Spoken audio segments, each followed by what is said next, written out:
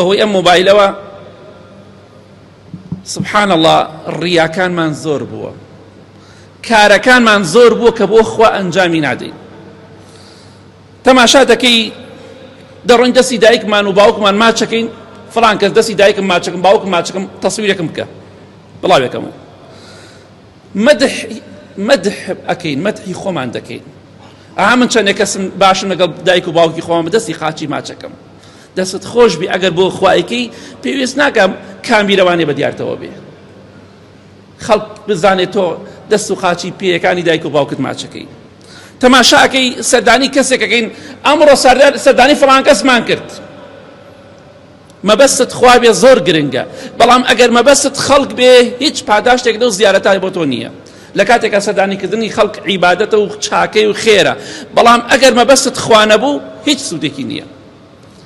سەردانی نەخۆشەکەین ئەبێ خەڵک بزانێ ئێمە سەردانی نەخۆشمان کردووە، هەموو خەڵکی فەیسبوک بزانێ، لە تۆڕە کۆمەڵایەتەکان خەڵکی بزانێ ئێمە چوونە بەلای نەخۆشی. ئەگەر دعوەتیە بکەین ئەبێ خەڵک بزانێ دعوەتمان کردووە. ئەمانە بەڕاستی بۆ خوا نییە، زۆربەی بۆ خوا نییە.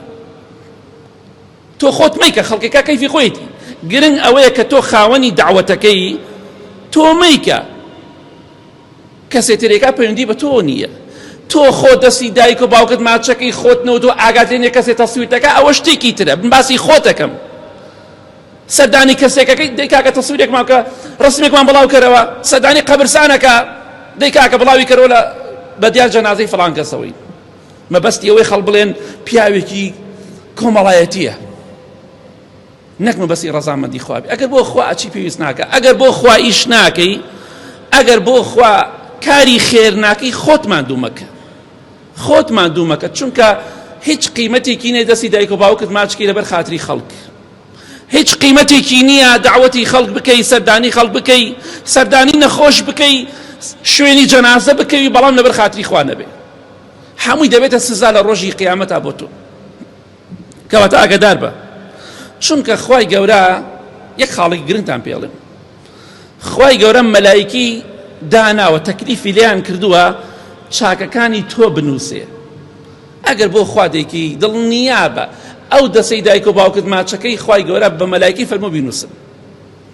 ئەو سەردانی کە تۆ دەیکی، ئەو دعوەتەی کە تۆ دەیکی، هەمووی مەلایکە بۆ دەنووسێ ئەگەر بۆ خوا دەیکی. ئەگەر مەبەستت خەڵکە قڕ بەسەرت، کەواتە بانێتی خۆمان پاکەین و ئاگامان لە خۆمان بێ.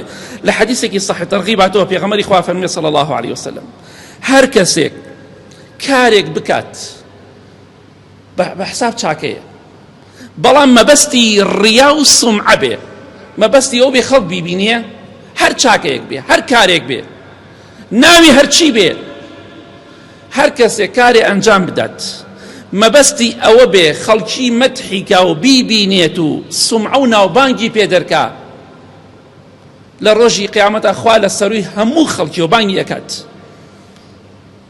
لەناو ئەو خەڵکەدا خوای گەورە فەزحی دەکات، ئەفەرمێ فڵان کەس فڵان کاری چاکت کرد، مەبەستت ناو دەرکردن و ناوبانگ بوو، ناوبانگت دەرکرد بۆ ناو جەهەنەم بی بە نەسەر دەموچاوی، چونکە مەبەستی خوا نەبوو.